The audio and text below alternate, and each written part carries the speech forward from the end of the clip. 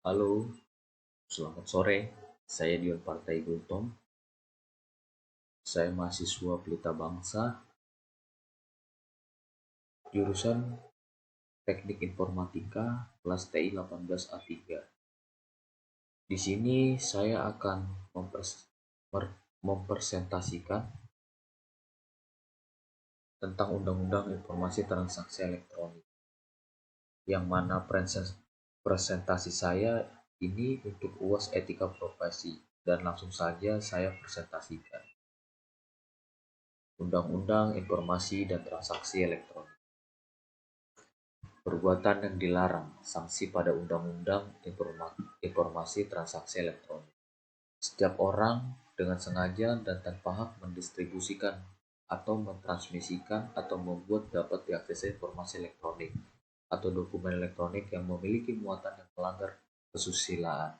Setiap orang dengan sengaja dan tanpa hak mendistribusikan atau mentransmisikan, membuat dapat diakses informasi elektronik, dokumen elektronik yang memiliki muatan perjudian. Setiap orang dengan sengaja tanpa hak mendistribusikan atau mentransmisikan atau membuat diakses informasi elektronik atau dokumen elektronik yang memiliki muatan penghinaan atau pencemaran nama baik.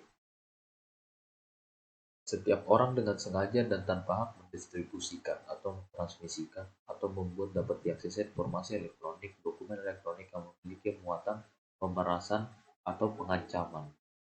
Pasal 28. Setiap orang dengan sengaja dan tanpa hak menyebarkan berita bohong dan menyesatkan yang mengakibatkan kerugian konsumen dan transaksi elektronik.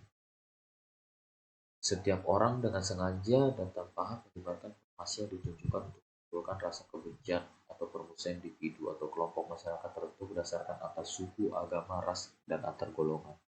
Pasal 29. Setiap orang dengan sengaja dan tanpa hak mengirimkan informasi elektronik atau dokumen elektronik yang berisi ancaman kekerasan atau menakut-nakuti yang ditunjukkan secara pribadi. Pasal 30. Setiap orang dengan sengaja dan tanpa hak atau melawan hukum mengakses komputer atau sistem elektronik milik orang lain dengan cara apapun. Setiap orang dengan sengaja dan tanpa hak atau melawan hukum mengakses komputer atau sistem elektronik dengan cara apapun dengan tujuan untuk memperoleh informasi elektronik atau dokumen elektronik. Setiap orang dengan sengaja dan tanpa hak atau melawan hukum mengakses komputer atau sistem elektronik dengan cara apapun dengan melanggar, menerobos, melampaui, menjebol sistem pengamanan. Pasal 31. Setiap orang dengan sengaja dan tanpa hak atau melawan hukum melakukan intersepsi atau penyadapan atas informasi elektronik atau dokumen elektronik dalam suatu komputer atau sistem elektronik tertentu milik orang lain.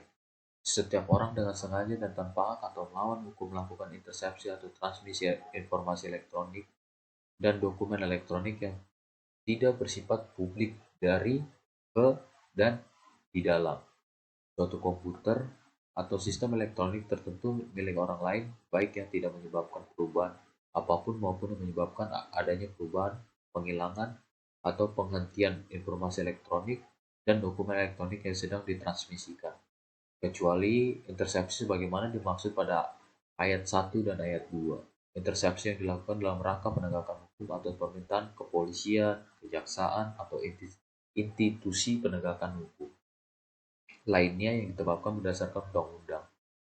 Ketentuan lebih lanjut mengenai tata cara intersepsi sebagaimana dimaksud pada ayat 3 diatur oleh peraturan pemerintah. Pasal 32. Setiap orang dengan sengaja dan tanpa hak atau melawan hukum dengan cara apapun mengubah, menambah, mengurangi, melakukan transmisi, merusak, menghilangkan, memindahkan, menyembunyikan suatu informasi elektronik dan dokumen elektronik milik orang lain atau milik publik. Setiap orang dengan sengaja dan tanpa hak atau melawan hukum dengan cara apapun memindahkan atau mentransfer informasi elektronik dan dokumen elektronik kepada sistem elektronik orang lain yang tidak berhak terhadap perbuatan sebagaimana dimaksud pada ayat 1 yang mengakibatkan terbukanya suatu informasi elektronik dan dokumen elektronik yang bersifat rahasia menjadi dapat diakses oleh publik dengan keutuhan data yang tidak sebagaimana mestinya. Pasal 33. Setiap orang dengan sengaja dan tanpa hak atau melawan hukum melakukan tindakan apapun yang mengakibatkan terganggunya sistem elektronik dan atau mengakibatkan sistem elektronik menjadi tidak bekerja sebagaimana mestinya. Pasal 34. Setiap orang sengaja dan tanpa hak atau melawan hukum memproduksi, menjual, mengadakan untuk digunakan, mengimpor, mendistribusikan, menyediakan, atau memiliki. A. Perangkat keras atau perangkat lunak komputer yang dirancang atau secara khusus dikembangkan untuk memfasilitasi perbuatan sebagaimana dimaksud dalam pasal 27 sampai pasal 33. B. Sandi lewat komputer, kode akses atau hal yang sejenis dengan itu yang ditentukan agar sistem elektronik menjadi dapat diakses dengan tujuan memfasilitasi perbuatan sebagaimana dimaksud dengan pasal 27 sampai dengan pasal 33.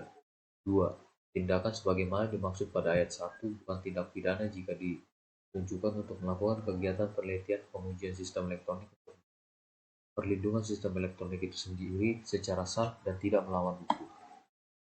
Sanksi pada Undang-Undang Informasi Transaksi Elektronik. Pasal 35. Setiap orang dengan sengaja dan tanpa hak atau melawan hukum melakukan manipulasi, penciptaan, perubahan, penghilangan, pengrusakan informasi elektronik, dan dokumen elektronik dengan tujuan agar informasi elektronik atau dokumen elektronik tersebut dianggap seolah-olah data yang otentik. Pasal 36.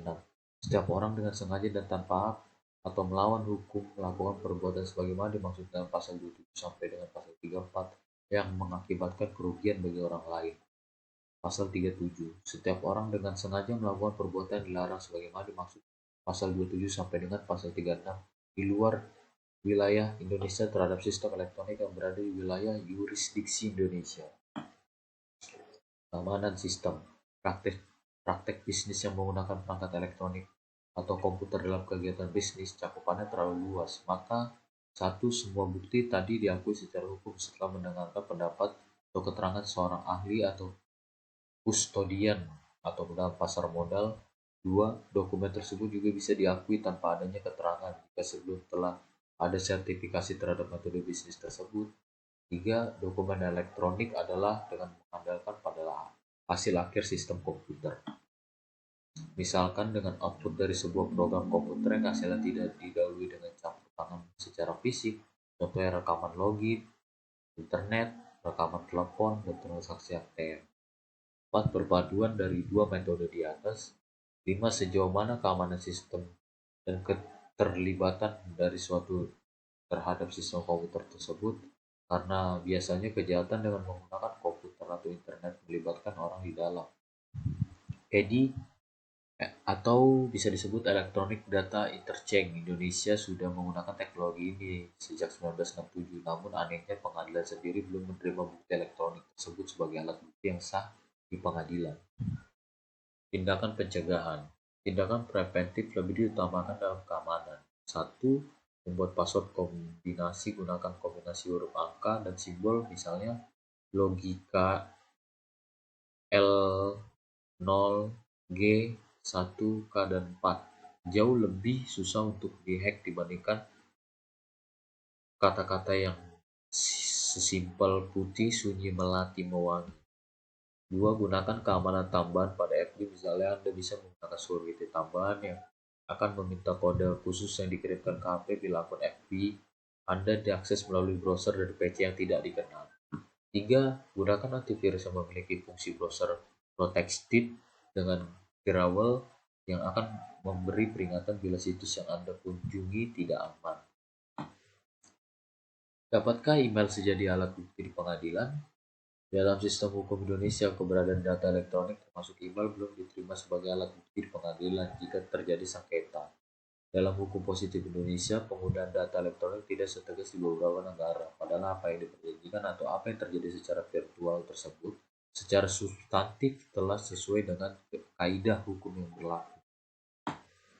Misalkan melalui email si A menawarkan suatu barang dengan harga serta spesifikasi barang disertai klausul perjanjian mengenai tata cara penyerahan dan pembayaran harga, kemudian si B hendak membeli barang dan tidak berkeberatan terhadap cara dan klausul yang ditawarkan oleh si A. Mereka bersepakat menjadikan email merujuk pada pasal 1320 KUH Kitab Undang-Undang Hukum Perdata mengenai syarat sahnya satu perjanjian yang dilakukan antara A dan B di atas adalah sah. Pasalnya perjanjian didahului adanya kesepakatan atau kata sepakat, kecakapan untuk membuat perikatan yang diperjanjikan suatu hal yang tertentu dalam suatu yang halal.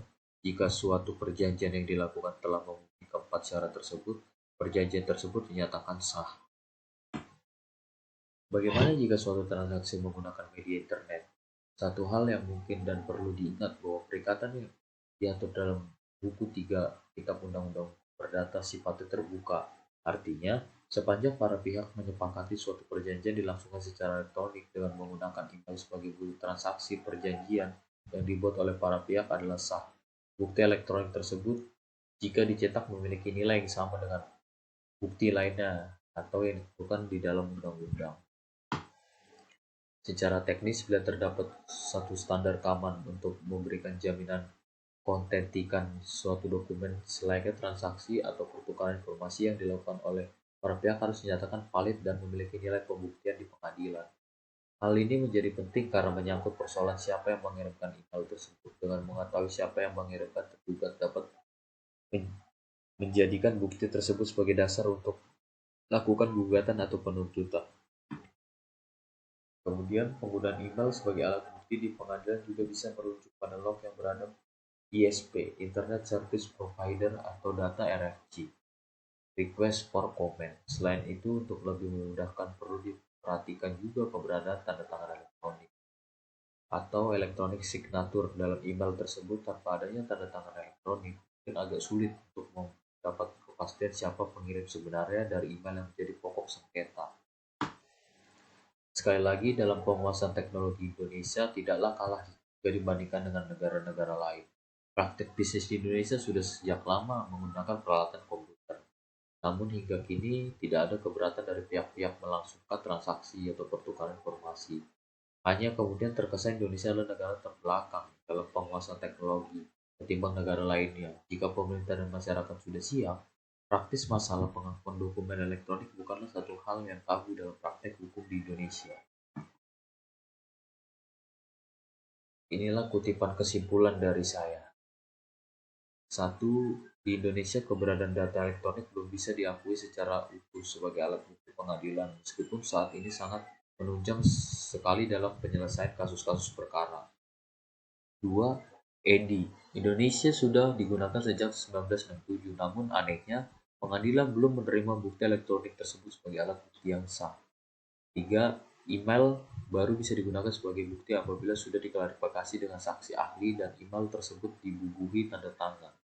4. Perlindungan hukum hak kekayaan intelektual atau HKI di era digital semakin diperlukan, khususnya menghadapi perkembangan penggunaan internet di Indonesia semakin pesat.